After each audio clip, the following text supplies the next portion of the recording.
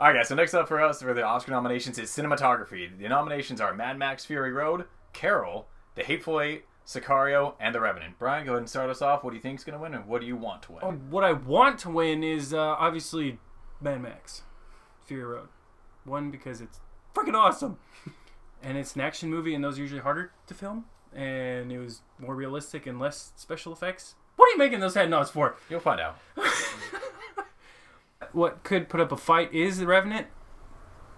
It had a good opening scene, and then, like most of the movie, it gets kind of boring up until the very end. But we definitely can argue about that later. That's what the general public, I believe, thinks Mad Max is awesome.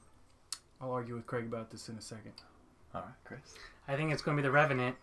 It's hands down. I love Mad Max. That's one of my favorite movies, but I still think it's going to be The Revenant. Just how it was shot, the natural lighting, how the actors responded to the environment. I thought it was beautifully done.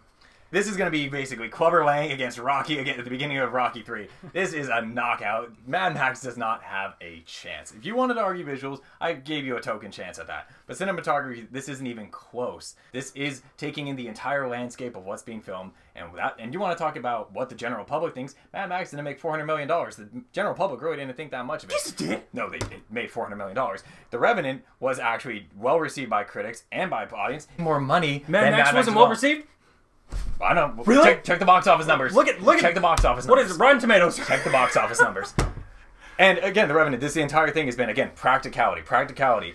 Mad Max is filmed entirely during the day. This was filmed at all stages of day and night. It was incredibly tough to film. It was, except for the horse going over, spoiler, it was entirely practical effects and the bear. Did you see the night scenes in Mad Max? Yeah, which ones? Like all two of them? Yeah, where you see just gunshots going off in the distance. I'm sorry, friggin' 13 Hours had better cinematography during their night sequences than Mad Max did. I'm sorry, if you're just talking night sequences, it looks great during the action, but that's it. That's not.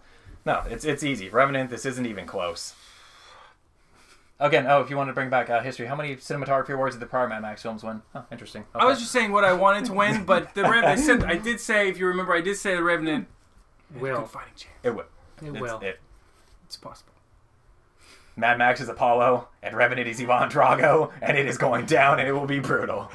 Oh boy. All right, guys, well, that's our predictions for cinematography. Moving on to the next one, so check it out.